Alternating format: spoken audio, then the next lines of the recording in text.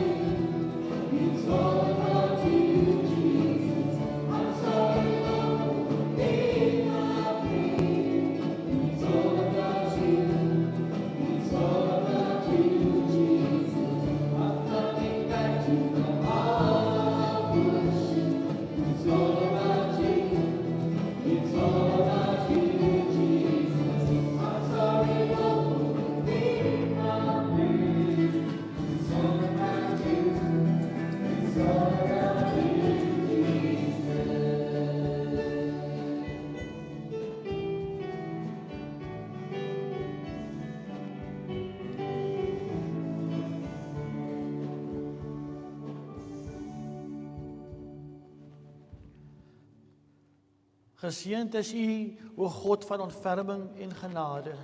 Laat die woorde van my mond en die oordeenkinge van my hart welbehaaglik wees voor U aangesig. O Here, my rots en my verlosser. Sommige mag roem in eie eer en eie geregtigheid, maar ons sal eer op die roem van die kruise in die naam van onze Here, onze God. Aan U kom toe die lof, die eer en die aanbidding in Jesus naam. Amen. Baie dankie vir die voorsangers, die orkes. Terwyl hulle sitplekke inneem, kan jy die boek Bybels oopmaak by Lukas 17. Baie dankie vir die pragtige liedere. Dankie vir die orkes dat julle musiekinstrumente aangewend het tot eer van die Here. Ek vertrou ek het 'n goeie Moedersdag gehad vandag aan elke moeder wat die vandag bederf was. Wat 'n telefoonoproep ontvang het, dalk blommetjies, 'n drukkie. En vir u wat nie ontvang het nie, uit my hart het, sal ek vir u 'n drukkie gee. Ek wil graag lees uit Lukas 17 uit. Om tyd te bespaar, gaan ek net begin by vers 15. En een van hulle, toe hy sien dat hy gesond was, het hy omgedraai en God met 'n groot stem verheerlik. En hy het op sy aangesig neergeval by die voete van hom, gedank, en hy was 'n Samaritaan. Toe antwoord Jesus en sê, het 10 nie rein geword nie. En dis die titel van vanaand. En waar is die 9? Was daar niemand onder hulle te vinde wat omgedraai het om God te verheerlik, behalwe hierdie vreemdeling nie? En hy sê vir hom, staan op en gaan. Jou geloof het jou gered. Ek wil vanaand, ons kyk na,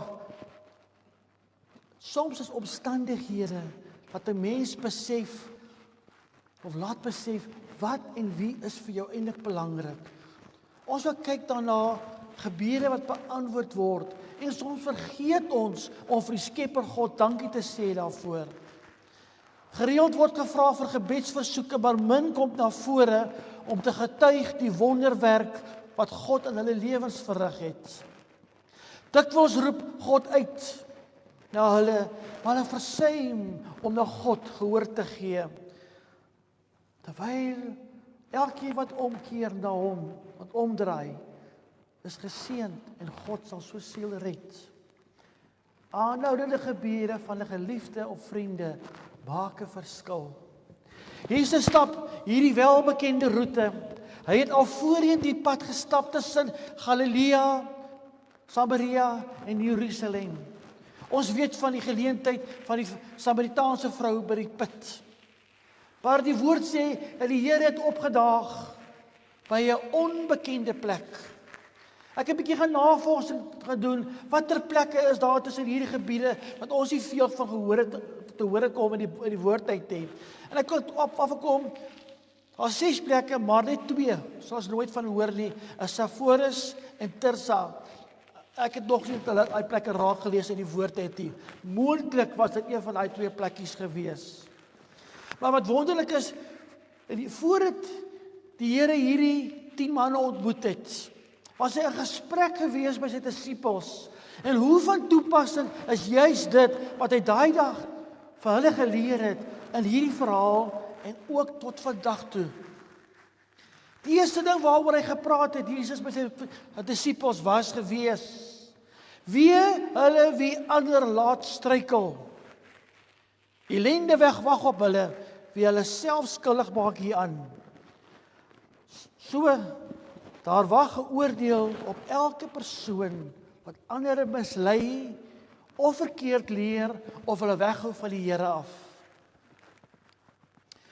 Ons moet versigtig wees wat ons vir mekaar sê en soms hoe mekaar behandel. Want ek kan voorstel dat mense weghou word van die Here af. Die tweede punt wat die Here aangeraak het hier was gewees vergifnis. As jy 'n broer verkeerd opgetree het, vergewe hom, al kom hy na jou toe 7 keer. Moet jy hom vergewe. Baie keer, dan vra ek my, hoeveel keer moet ek dieselfde persoon vergewe? As dan tot 70 maal 7 in die woord. En as 'n persoon aanhou, En hy kom vra vergifnis. Vergewe mekaar. Hoeveel keer het God ons ja vergewe nie? En dan die tweede wat hiermee gelyk gaan, is vergete. Dit is so maklik om te onthou wanneer iemand iets verkeerd gedoen het. Ek het 'n departementshoof gehad op skool, meneer Victor. Hy het so 'n swart boekie gehad by jou op skool. Wanneer ek aanstap daar as jy leer, vandag het jy die krag afgeskakel by een van die buitegeboue, sodat jy nie jou wetenskaptoets moes geskryf het nie. En daar het 'n pak gekry. Maar daar's aangeteken in jou swart boekie. Dan stap ek daarin, as jy by die houtwerkklas, het jy die masjiene gebruik om jou voë te sny, in plaas van die rugsaagie te gebruik het. En so het alles aangeteken in jou swart boekie. En hy het gesê, hierdie swart boekie sal aan die dag wanneer ons jou getuigskrif vir jou moet gee. Ag, meneer Victor, het niks daarvan genoem in my getuigskrif nie. Hy het vergeet.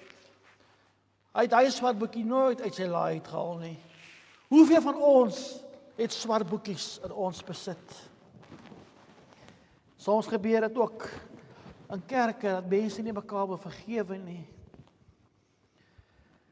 Die tweede ding is, het die Here genoem in hierdie verband, as julle geloof so groot soos 'n mosterdsaad is, sal julle vir hierdie moerbeiboom sê, en ek glo daar was 'n moerbeiboom aan daarby gewees, en gesê, plant jouself in die see, en dit sal so gebeur.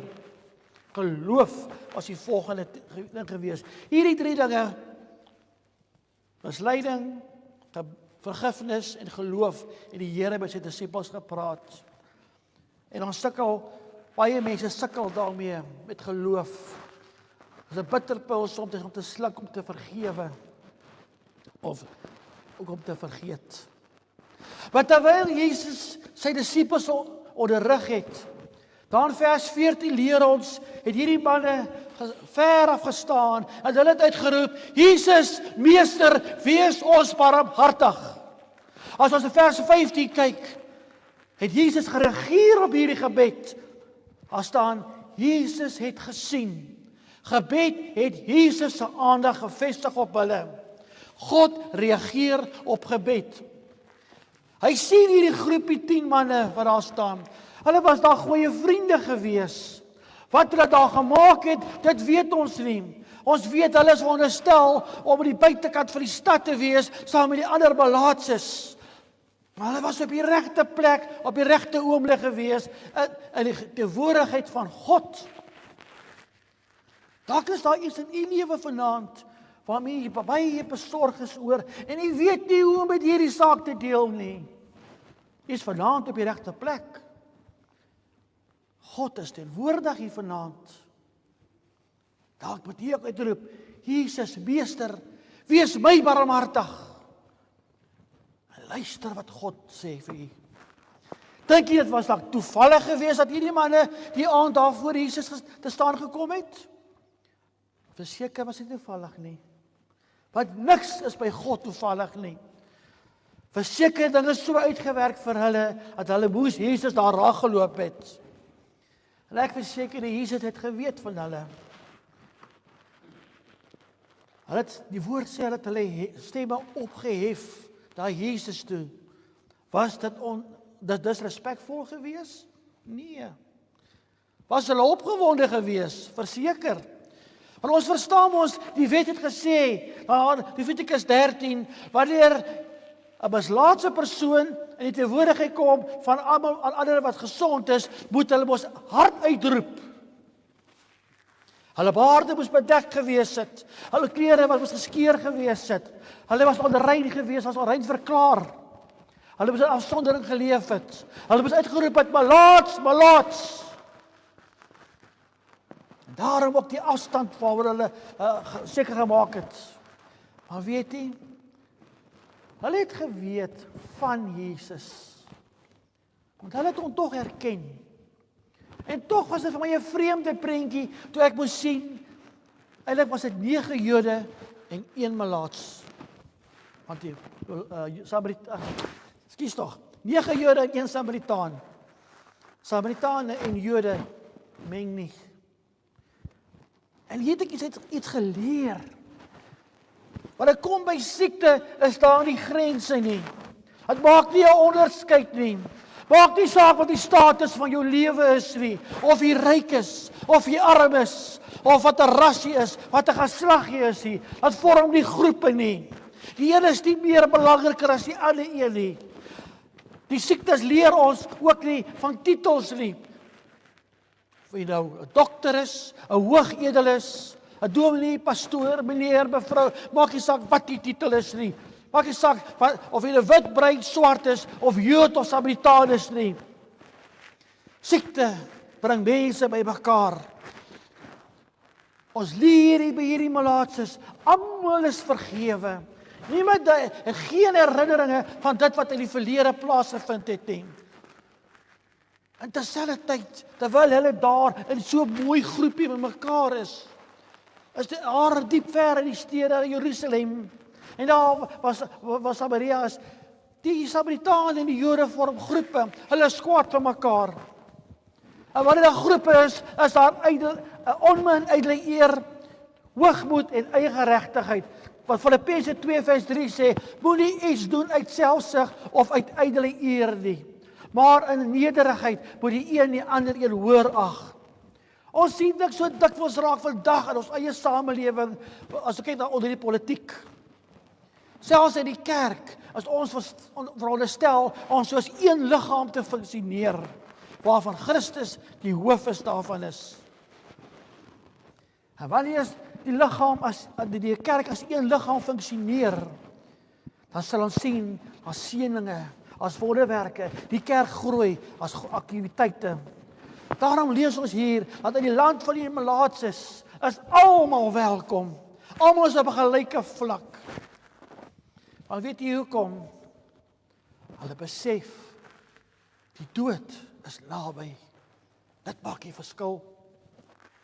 Daar by die sterfbed is 'n persoon altyd die mees opregste wat jy kan kry. Ek weet van 'n oom wat ek besoek het. Die tannie bel my, sê die oom lyk geweldig baie. Hy is op sy sterwe. Maar hy kan nie sterf nie. Wil ek nie kom bid nie. Ek het gegaan na die oom se huis toe. Ek het daar vir hom gebid. En later toe vind ek uit, die probleem is, hy kon nie een van sy kinders vergewe nie. Hy is aan pyn, hy kan nie sterf nie, maar hy kan nie vergewe nie. Toe ek met die oom praat, hy het sy lewe vir God reggemaak, en toe kom hy, te sê, hy sal sy saak met die kind regmaak. Ek weet nie wat kan nie onthou wat 'n provinsie die kind was nie, maar hulle het mekaar gebel, telefonies, en hulle die saak reggemaak. En kort daarna, toe kon die oom in vrede sterwe. Daar by jou sterftyd, is daar nie tyd om mekaar seer te maak of te vertrap nie. Daar is goud en silwer en geld glad nie meer belangrik nie. Die duur vakansies, die duur pragtige huis, dit is nie belangrik nie. Politieke en skillerheid is vir jou absoluut geen waarde nie. Wat vir jou wel belangrik is wat is jou verhouding is met God. Wat 'n goeie verhouding jy kan hê met jou familie en met jou vriende en met jou medemens. Hoekom kan ons nie elke dag so leef nie? Hoekom moet siekte eers kom om ons oë oop te maak, om die werklikheid daarvan raak te kan sien? Is dit nie veronderstel is hoe ons moet optree teenoor mekaar nie? In liefde, respek en mekaar te waardeer.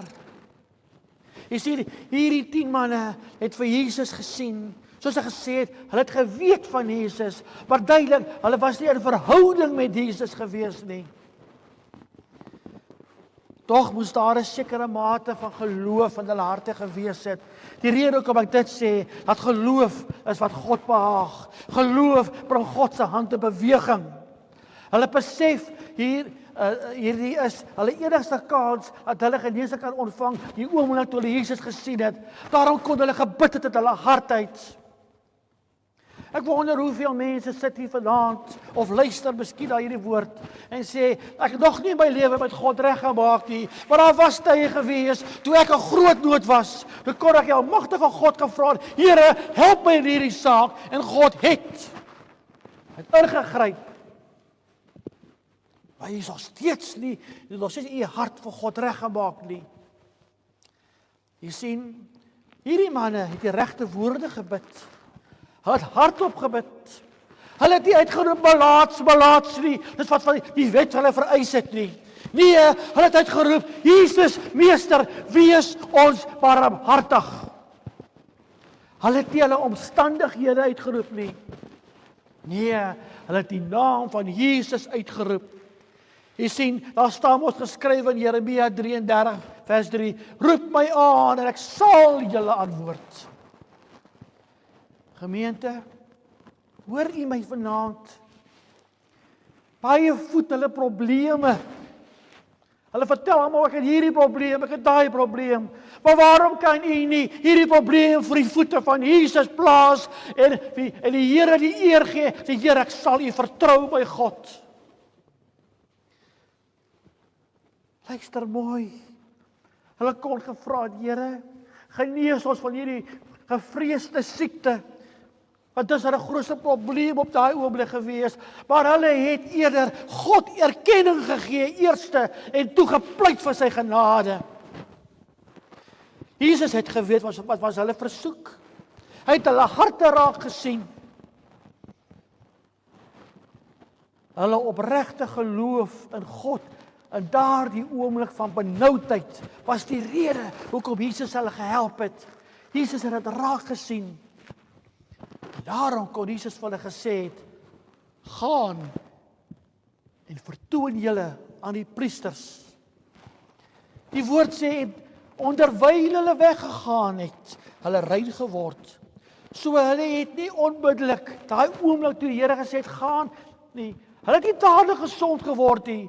Soos wat hulle wegbeweeg het van Jesus af, op pad na Jerusalem, het hulle gesond geword. Hoekom? Hulle moes eers aan God bewys dat hulle het geloof in hulle harte en hulle sal gehoorsaam wees aan hierdie opdrag, gaan. Hulle moes eers gaan om hulle geloofstaat te bewys en daardeur God te beantwoord. En te sê, Here, ons glo vertrou op U en God het hulle noodkreet beantwoord en hulle het gesond geword. Jy sien, het God dalk op 'n stadium u gebed beantwoord? Toe u vir hom gevra het hy vir u sê, gaan. Iemand getuig, kanker gehad, en hy toe hy teruggaan, daar die Here vir hom gesê het, jy's genees, gaan terug na die dokter toe. En hy gaan terug na die dokter toe, die dokter sê vir hom, maar ek verstaan dit nie. Jy's gesond, hoe moet ek aan die mediese fonds verduidelik van al die bloed wat ek getrek het van jou, sodat ek kan vergoed word daardeur, jy bekeer niks. God beantwoord nog steeds gebede. Hierdie groepie van 10 manne het ervaar, terwyl hulle gegaan het, dat God het aan barmhartigheid aan hulle bewys. Onmiddellik, daai oomblik toe gegaan het, dat hierdie spiere begin sterk word. Hulle begin normaal funksioneer, die vingers kon weer reguit trek. Hulle liggaam begin herstel te word, as geen seerplekke nie, dele wat weg is terug. Genesing, terwyl hulle wegbeweeg het, het hulle oogvink plaasgevind. Kan ons nie sê, dankie vir God sê nie. Amen. Is God nie wonderlik nie? God beantwoord die gebede. Ons moet dit glo. Die vraag is egter, het ons die geloof dat God dit vir ons sal doen? Maklik om te sê, wanneer die son skyn en die lig skyn in ons lewe. Maar wanneer die duisternis kom daar buite en dit woes die storm en winde in jou lewe en dit gaan maar bitter moeilik. Dis wanneer die ware toets getoets sal word of jy sal deurstaan. Sal ons dan bid tot God, soos wat Dawid gebid het, ek sla my oë op na die berge, waar sal my hulp vandaan kom? My hulp is van die Here wat hemel en aarde gemaak het. Hy kan my voet nie laat wankel nie, my bewaarder sluimer nie. Kyk, die bewaarder van Israel sluimer, ons slaap nooit nie.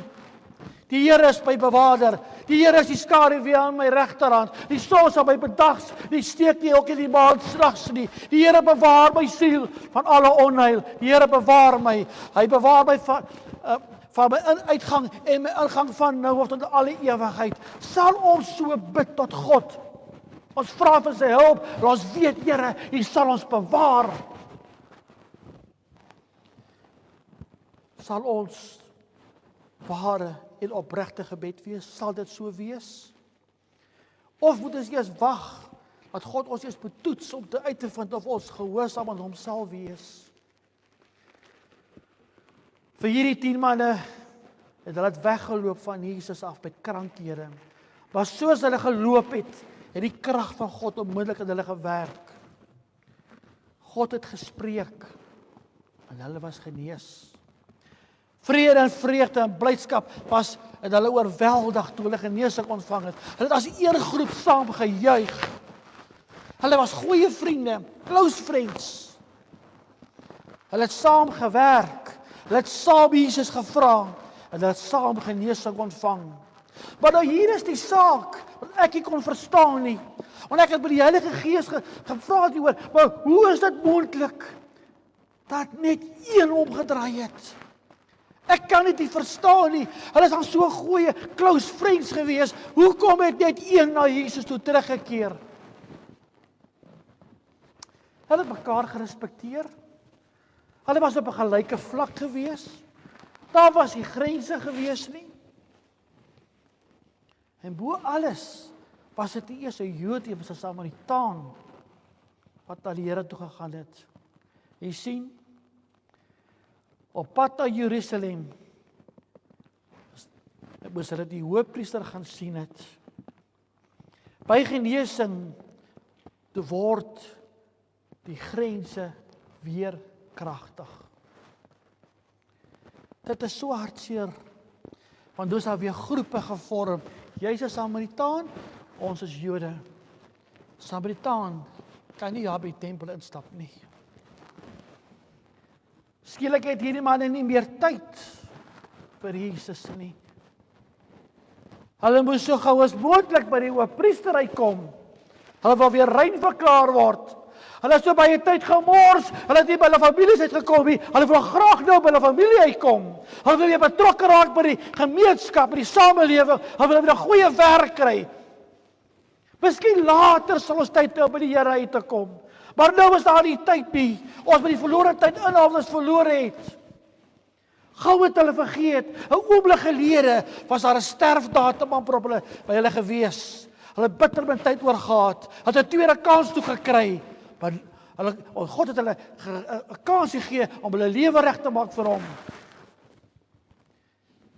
Eers was tyd kosbaarder as goud gewees. En hulle verhouding met God was belangrik gewees. Maar nou het die selfsugtige ek weer in. Nou word God nie meer eerste gestel nie. Politiek word nou skielik weer belangrik. En God se wil in enige saak word op die agtergrond geplaas. Hulle eie belange het eerste gekom. Op pad Jerusalem by die tempel om die hoofpriester te sien was vir hulle belangriker gewees as Jesus. Maar hulle oë kon die wonderwerk gesien het, maar hulle was blind gewees om te besef want hulle was feitelik by die ewige hoofpriester gewees. Jesus het hulle genees, nie die hoofpriester by die tempel nie. Hulle harte het nie verander nie. Waar is die geloof dan nou? 'n oomblik gelede was daar geloof, maar nou is daar nie meer geloof nie. Waar is die vergifnis gewees, dit vroeër tussen die Jood en die Samaritaan? Wie mislei nou vir wie? Was dit nie juist die gesprek wat Jesus gepraat het vroeër met sy disippels nie? Vergifnis, geloof, misleiding. Hebreërs 3 sê, daarom, soos die Heilige Gees spreek, vandag as julle sy stem hoor, verhard julle harte nie, soos in die verbittering. Die ou harte het soos klip gebly. Hulle gesindheid teenoor Jesus het nie verander nie. Waar is die geloof? Hulle het die teenwoordige wêreld weer begin liefkry. Hulle harte was weer ver van God af gewees. Is dit nie hoe ongelowige mense baie keer ook maar maak nie, wanneer hulle van God vra om te kom help, en wanneer die bron hulle gehelp het, en sê, Here, help asseblief, en oomblik die Here gehelp het, dan vergeet hulle van God. So baie wil hulle self regverdig by allerhande verskonings. Jammer, die Here het ons opdrag gegee om te gaan. Hy het ons gesê, ek moet gaan na die hoofpriester toe. Ek doen dit wat die wet van my sê. Ek moet myself gaan rein verklaar. My vriend, jy mis die punt hierso. Want hoekom? Draai om na Jesus. Dat beteken bekeer jou tot God eers. Kom dan eers tot bekering. Maak jou saak met God eers reg. Laat jou doop. Dan nadat jy die regte opleiding ontvang het, dan kom Matteus 28 en 19 werking. Wat sê hy dan vir jou? Gaan dan heen. Maak disippels van alle nasies en doop hulle in die naam van die Vader, die Seun en die Heilige Gees. Maak eers jou saak met God reg. Laat jouself eers doop. Dan maak jy seker, jy verstaan, jy weet, jy het geleer en dan gaan jy uit, jy gemaak disippels. Is dit so moeilik om God te gehoorsaam, om hom al die eer te gee? Om net dankie te sê, Here, vir wat U vir my gedoen het, terwyl jy diep voor sy voete neerbuig en hom aanbid. Hoeveel keer vergeet ons dalk om vir God dankie te sê? Die 9 het gehardloop na die priesters toe. Hulle het gehardloop na die wêreld toe. Maar vers 15 sê, die Samaritaan het omgedraai. Draai om na Jesus. Hulle spreek van bekering. Ons ken ons die liedjie, the cross before me, the world behind me. Ja, die Samaritaan het nie 'n tempel gehad nie. Mense sal sê, ja, maar het omgedraai, maar as jy 'n tempel nie. Maar weet jy wat? Dis reg. Die tempel was vroeër afgebreek, tot voor Jesus se tyd. Maar hulle het geaanbid by die berg van Gerizim. Dis waar hulle toe gegaan het. Dit is die plek van hulle aanbidding gewees. Maar hierdie Samaritaan het geweet, voordat ek na my familie toe moet gaan, voordat ek moet gaan na die berg om daar te gaan aanbid, moet ek eers by God uitkom.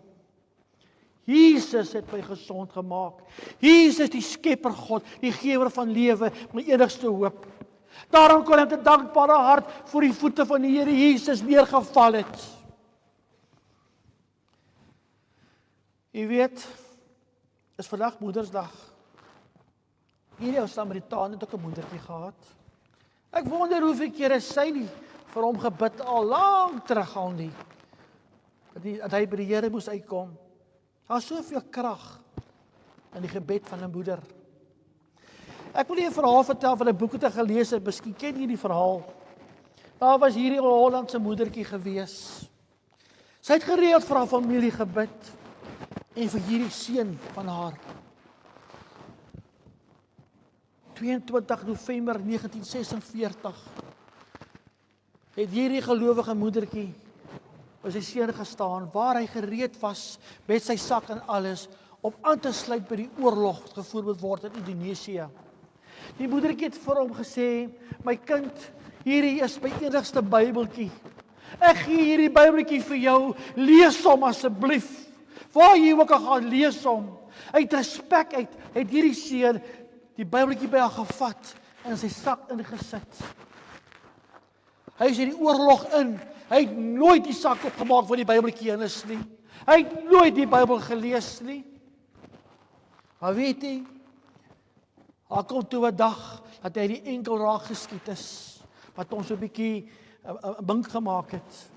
En hy is uit die oorlog uit. Terwyl hy daar op die hospitaalbed lê, daar was 'n geestelike vervoering met hom gedoen gewees. En hy haal eendag toe die Bybeltjie uit, daar soveel jare, uit die sak uit. En hy begin hom te lees. En daar kom hy tot bekering. Vir jare het die moedertjie vir hom gebid. Intussen het sy gesterf. Maar haar gebede het nog steeds van krag gebly. En jy sien, terwyl hy daar die Bybel lees en daar sy hart vir die Here gegee het, was hy een begeerte gewees. En die begeerte was, hy het besef, daar's so baie mense wat nie Bybels het nie. En sy hart het begeer om uit te gaan agter die ystergordyn in die 50er jare, in die kommunistiese lande van Rusland, Moskou, Roemenië, Tsjechoslowakye, Joegoslawië ensovoorts, om vir daai mense 'n Bybel in hulle hande te gee. Hy het sy lewe gewaag met tartaatjies en Bybels, wat toegepak is op in sy voertuig is. Hy het hoeveel keer het gebid, Here, maak dit hulle oë blik, dat hulle nie by die Bybels moet sien nie, en die Here was gehoorsaam gewees. Een man wat 'n begeerte gehad het, dat almal 'n Bybel moet hê, om 'n Bybel te kan lees, omdat die regering van die dag geweier het vir mense om uit te kom by die Here, uit te kom by kerke, uit te kom om Bybel te lees. Een man, ek kan nie vir julle sê hoeveel Bybels het hy deur die grens gevat nie. As jy kan, kry die boek van God se smokkelaar. Dit het vir my so baie geleer daaruit, dat een persoon gehelp het. Daar was een aand gewees, hy sê, daar's soveel mense wat inkom daarso, en hulle het swart boekies en hulle blaaie by hulle gehad. Hy kon dit nie verstaan, maar hoekom hulle hierdie boekies en blaaie inbring nie. Toe hy by die kerk inkom, toe sien hy, maar hierdie mense het 'n paar van hulle Bybels, as 'n paar gesangeboeke. Toe sien hy, wanneer daar gesing word, dan vat hulle die gesangeboek oop, hulle maak dit oop, sit so hoog bo neer, sodat almal kan sien agter hulle wat gesing word. Dan vat hulle hierdie swart boekie, dan skryf hulle die gesangetjies neer. Selfs by die Bybel, wanneer 'n Bybelvers gelees word, dan skryf hulle die Bybelvers neer in hierdie swart boekies. Ek wonder hoeveel van ons lees nog die Bybel. Een man se lewe het verander, omdat hy omgedraai het na God. Baie mense plaas hierdie boek op 'n rak. Hulle ken nie meer die Bybel nie. Hulle lees dit nie meer nie. Sonder geloof kan ons God nie behaag nie. U weet, ek wil vir u vra, waar het u die geloof? U wat nog nie u hart vir die Here gegee het nie. Waar is u geloof? Geloof maak dinge moontlik, al is dit nie maklik nie. Geloof bestyg die trappe van liefde gebou het en kyk deur die venster wat hoop oopgemaak het. Die hoop dat God jou eenvoudige gebed sal verhoor. In die donkerste uur van nood is dit geloof wat vir jou moontlik maak om Jesus te kan sien. Geloof is wat dinge moontlik maak vir ons. Al lyk dit vir ons hoe onmoontlik dat God dinge kan verander. Geloof gee ons moed en waag dit om God te vra, en in geloof ontvang ons wonderwerke deur die kragtige hand van God. Voed die geloof in Jesus dat hy sal voorsien, en laat die twyfel wat jou so maklik aanvuur van honger omkom. Hoe meer geloof jy het in Jesus, hoe minder twyfel sal daar in jou hart wees.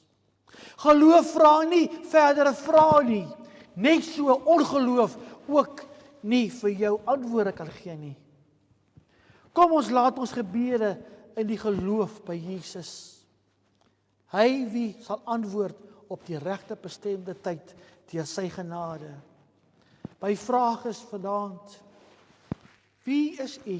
Is u die een wat sal omdraai na Jesus? Of is u die 9 wat nog steeds na die wêreld toe hardloop? Kom nie soos jy is, in die geloof. Jesus wag vir jou. Maak nie saak hoe jou lewe lyk nie. Jesus alles nuut maak. Amen. Dierbare wonderlike Hemelse Vader, en ek kom na U toe in die naam van Jesus Christus. Here, dat hierdie eenvoudige boodskap wat U vir ons kom gee het vanaand, Here, dat U vir ons vandaan kom gebruik het, om vir elke hart by God te kom spreek wat hierna moet luister. Al wat U vra is, draai om, bekeer jouself, kom nou na Jesus toe. En dan, my God, die geloofsaak. Here, leer ons by God hoe om te glo. Leer vir ons om mekaar te vergewe. Leer hoe om te vergeet soos wat U alles vergeet, Here. In Micha 7 vers 9 sê, Here, U werp al ons sondes in die diepte van die see, waar niemand of niks sal kan kom nie. U vergeet daarvan, my God. Leer ook ons, Here, van die woord uit die Bybel uit. Laat ons die Bybel weer, die woord weer sal lief kry, Here. Dat ons dit sal lees, sal leer. Dat die Heilige Gees, dat ons sal verstaan wat U vir ons wil sê, my God. Here, vanaand, Here, het ons kom luister na U, my God. En ons in die geloof oorhandig ons elke besorgdheid oor aan U, Here. En ons weet dat U sal verander. Dankie vir alles wat U vir ons doen. Ons is so lief vir U, Here. Maar my Heer, waar ons gesondig het, vergeef ons ook, Here. Asseblief in Jesus naam. Amen. Orkes, kom asseblief.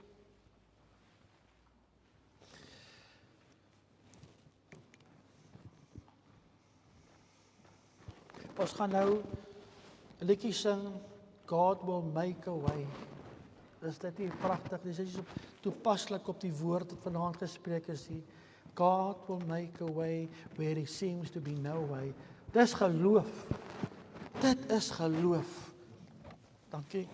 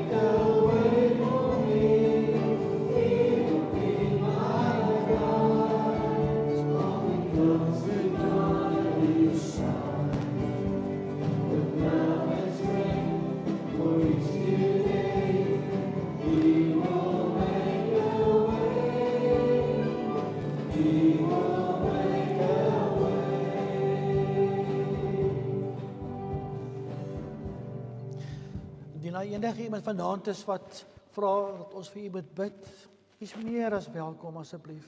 Kom hier vooruit toe. Ek sal bid, hier sal ander mense wees wat saam sal bid.